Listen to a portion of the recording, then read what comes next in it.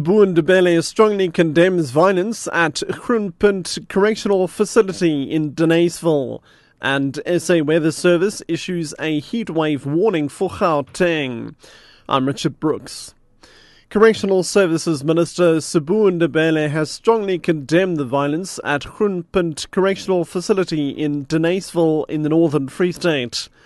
Prisoners torched the facility and cut off electricity supply during a riot last night. They are demanding, among other things, that some staff members be dismissed. 9 warders and around 50 prisoners were injured.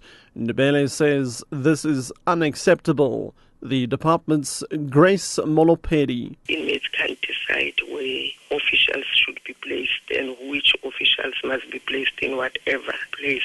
The Cape Chamber of Commerce and Industry says union calls for an international boycott of fruit from South Africa are irresponsible.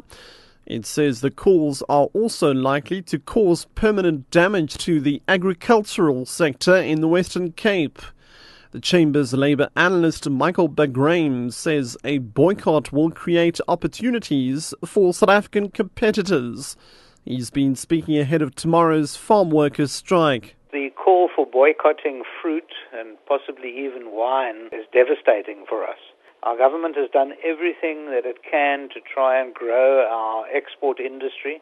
Our president has been travelling the world, trying to encourage the world to buy our products and to support South Africa. For a trade union, such as the Food and Allied Workers Union, to call for a boycott of our fruit is devastating. The South African Weather Service has issued a heatwave warning for Gauteng, particularly in Pretoria.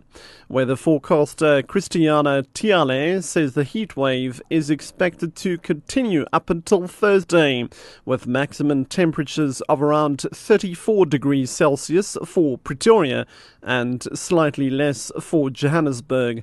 She says heat waves this time of year are common. In January, we do expect very warm temperatures, very hot temperatures. Our highest temperatures are often experienced this month. And like what happened last year with that other heat wave conditions, it's basically a high pressure that just dominates in the upper levels, and it just sits there. So it's a very common thing this time of the year. The World Wildlife Fund for Nature says 2013 will be a critical year in terms of stopping rhino poaching. Barely 2 weeks into the new year, 2 rhino have already been found dead in the Madikwe Game Reserve in the northwest. Rhino are on the critically endangered species list after more than 600 rhinos were poached last year alone. Joe Shaw is from the World Wildlife Fund. I think this coming year is going to be critical, and we need to see ongoing commitment from the government and from civil society to combating these attacks on our rhinos. We need to see ongoing commitment and ongoing innovation right along the illegal trade chain to stop rhinos being killed for their horns. One of the things we're pushing for is for the illegal trade chain to be disrupted further up, so arrests to be made by the middlemen and dealers, not solely the poachers on the ground.